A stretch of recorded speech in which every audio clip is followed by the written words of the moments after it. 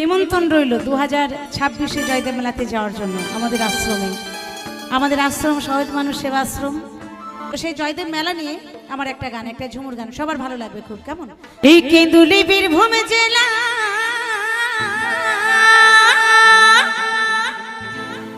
বসেছে জয়দেব মেলা।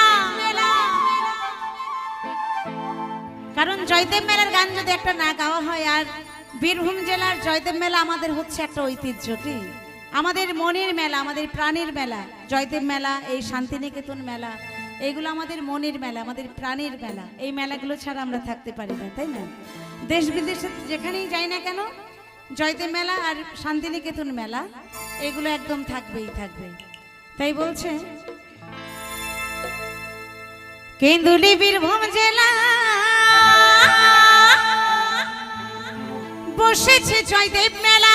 মেলা